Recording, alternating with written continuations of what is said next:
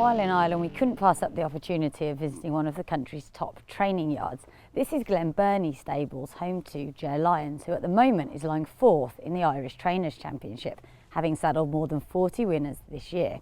As usual, he's got plenty to say, not just about racing in Ireland, but we'll also get his take on racing elsewhere.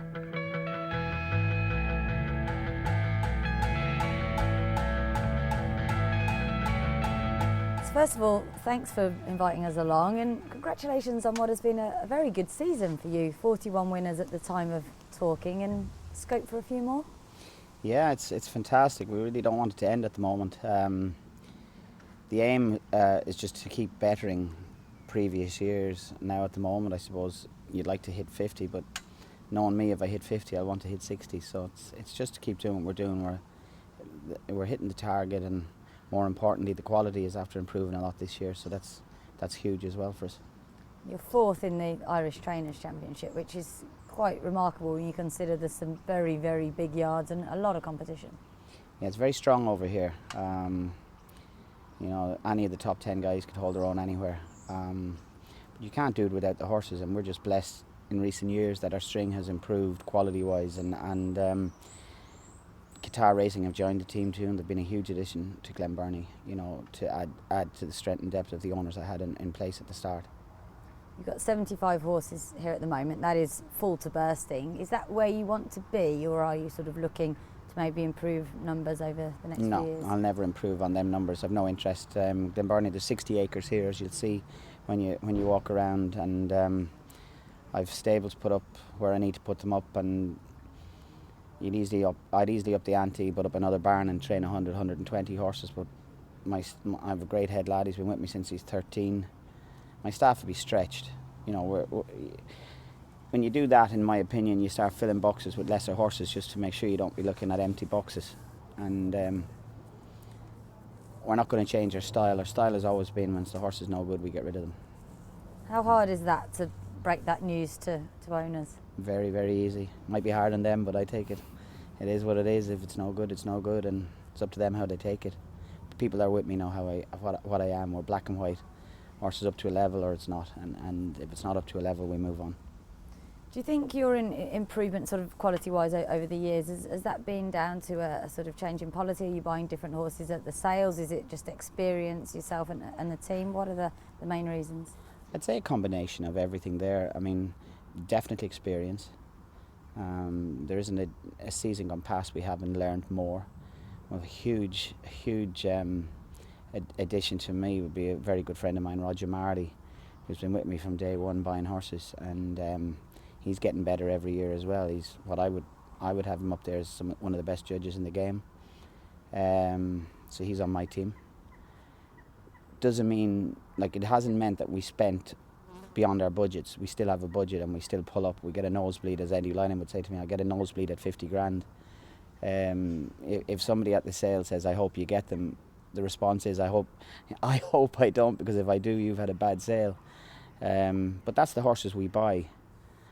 The other type of horses that we'll never afford, lucky enough now I've got a client who's looking after that department, and they're coming in, so that's just luck as well.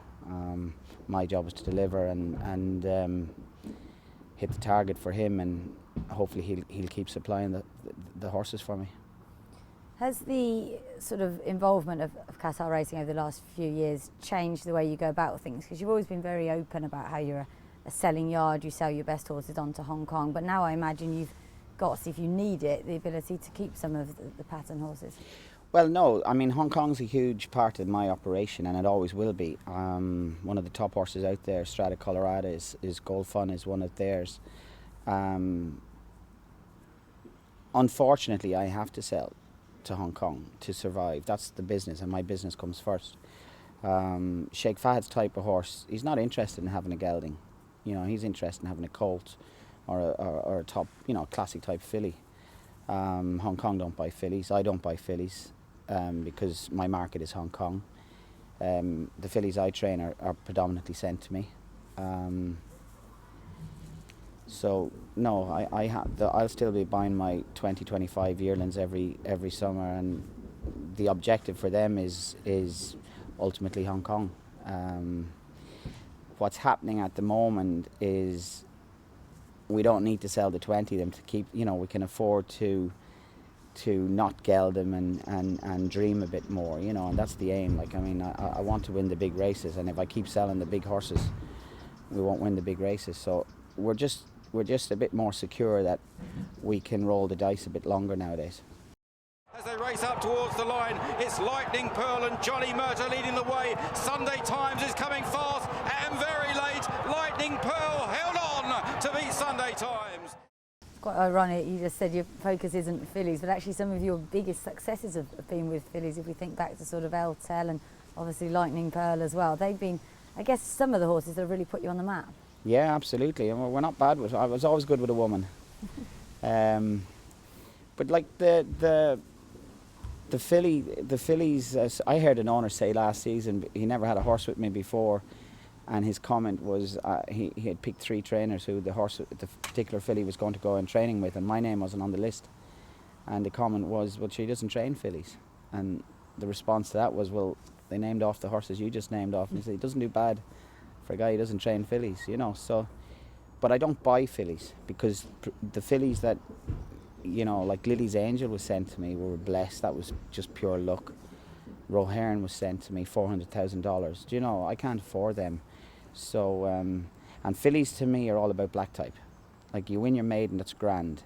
Can't you get black type? No. Stop. What's the point? To me, it's very, very important with a filly to get black type. And what's the saying? An ounce of pedigree is worth a ton of feeding. So the more pedigree there is, the dearer the filly is. So. But when you do have them, you seem to do particularly well with them. We think back to Lily's Angel, of course, a winner in Dubai, and then you kept her going right the way through that season, picking up more group races, and then she was just touched off in the matron. And you seem to have a knack with the fillies you do get. Yeah, well, you'll see, as you see the facilities, we're all about the paddocks. It's a lovely relaxed yard, it's a lovely relaxed environment, and it just suits the fillies, and it suits them all. I would say we just train each horse individually, and hence back to what you asked me about the numbers. That's the reason I won't up the numbers, because we can train them individually. That's not to say the other guys can't, but this little brain can only train what he has, and that's it. A former jockey, Ger and wife Lynn took up training back in 1992. And they still retain plenty of enthusiasm for the game, especially when there is potential new talent on the premises. Our turf season stops in November, so the 1st of November is basically when my yearlings become my #1 priority. You'll see them out in the paddock, the 5 that we bought in Doncaster out in the paddock there, so they'll come in and we'll start with them on the 1st of November. They then become my priority right through till next Cheltenham, and they find their own level. The most satisfied, like, that's the most exciting time, is from then right through to the start of next season, because you're still dreaming. It's when the bubble is burst is when I lose interest. When I look you in the eye and I say that's a 50, that's a 60, or that's a 90, but when I put a rating on one, that's when I get bored and I start looking at the next guy. Where's the rate? Where's he going to go?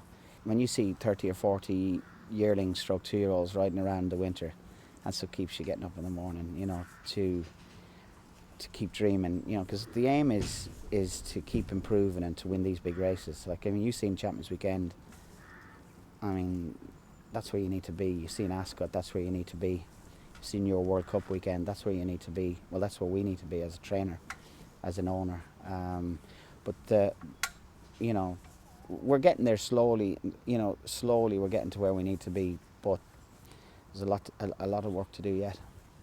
So the ultimate aim, if you had a 5-year, 10-year strategy, would be more Group 1 winners anywhere in the world, to get them here in Ireland. Are you fussy? I drive Sheikh Fahad mad on this one. He wants me in America, he wants me in France, he wants me... I'm an Irishman and I love Ireland, and if you could guarantee me to win all the Group 1s in Ireland for the rest of my career, I'd die a happy man. That would do me. Let's talk a bit about Dubai, because you've always supported the Dubai World Cup Carnival and had a lot of success there with Lily's Angel, as we mentioned. But I think this year we might not see quite so much of you. No, you won't. I don't agree that you know, it's your priority. I don't agree that you've turned back to dirt. I'm disappointed with that. I've been a huge supporter, as have had a handful of other Irish trainers. I think we've been a huge addition to your festival. And while your champions, your World Cup is the culmination of the whole festival, I think your festival is very, very important. Are you going to replace those races with turf races? Then that makes it a different issue. You have fantastic turf out there, it's second to none. So basically your card is just, your programme has changed for us, Laura, so it has changed my focus, I think, you know. Your strike rate in Ireland this year is 21%, which is really quite impressive, and there's been a number of pattern race successes in that, as we mentioned. Are there any of the horses that you've won with this year, or maybe some that we don't know about, that particularly excite you? Obviously we had the sort of filly finish second. Or O'Hearn, she's been a star. She's been a star. My update to Sheikh Fahad on her at 2 is this is useless. We're going to go to Wexford to win our maiden because that's her derby. I was in Ascot when she won her maiden. We were all patting ourselves on the back and we were going, yeah, we got a Galileo to win her maiden. That's it, job done. Then we started, as I said to you, we would throw her into a black type race and we'll see. She won. And then she ran second to Eye of the Storm in her Group 3, and then we threw her into the Blandford and she ran third. She's just been, it's that sire, possibly the best sire we've ever had. And I've never been blessed, you know, I haven't been blessed with a load of Galileos, and I've just learned with her, when they start improving, there's no end to where they're going to stop. And what a revelation she's been, and you know, great run yesterday, and she stays in training next year. And what you've seen this year, she can only get better, because she's 400 kilos. Loves fast ground, loves a mile and a half, ran third over 10 furlongs yesterday against Chiquita and Dermot's good filly. So this, you know, my only regret with her was I took her out of the Oaks thinking I was saving money. What a ridiculous thing to do. Now, she'd have ran well in the Oaks, as it turned out. So next year it'll be sort of group races from the start of the season for her, will it? Yeah, there's no reason to suggest she won't train on and she won't get stronger. And next year we'll be able to travel her to England, because I think, you know, she'll get better with age. So I'm going to have fun with her next year, starting at Ascot and things like that, you know. With plenty of Group 1s still to be won in Europe this season, Ger will travel to Newmarket with Royal Ascot runner-up Capella Sansevero, who goes for the Middle Park. Capella Sansevero was the biggest regret I had this year. Completely changed my plan with him after Ascot. I wasn't a nice person to be around that night, I can tell you. I thought I'd win the Phoenix this year. He got to the front too soon and idled. What made me angry this year was a lot of people, including the lad who rode him, said that bad Coventry. There's no such thing as a bad Coventry. There's absolutely no such thing as a bad Coventry. It's like the guys, they say it's bad English Guineas. There's no such thing as a bad Guineas. They're the best trials of their generation each year, have always been. They mightn't be as good as previous years, but they're the best of what we have. And the colts that ran in the Coventry are proving it week in, week out. His form was franked again the other day with War Envoy. Wow Signal's obviously special, but I love my horse. And ridden the way he was ridden in the Round Tower, I hope we have a big chance in the Middle Park. Is he a Guineas horse for next year? Could be. He's bred to get further. Could be. Sheikh Fahad would have liked to have ran in the National Stakes yesterday. I made the call to go and win the Round Tower.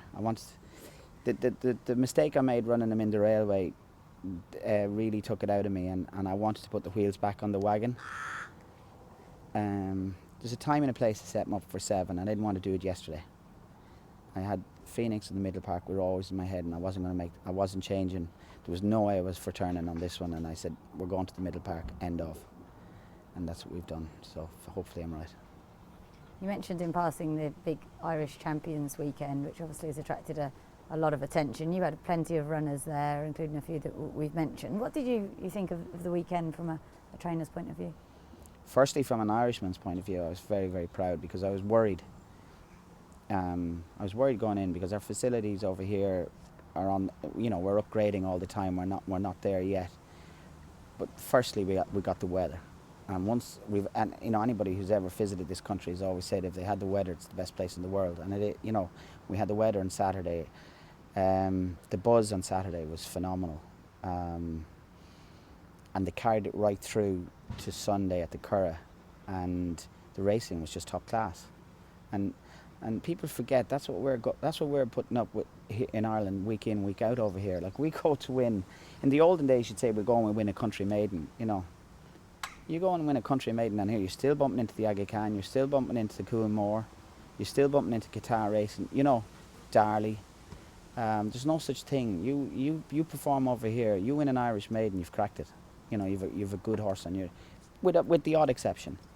And racing, Irish racing was shown in a huge light this weekend. Everything just fell together. The guys got it right. The people behind it, Joe Foley and his team, Harry McCalmont, they just did it right.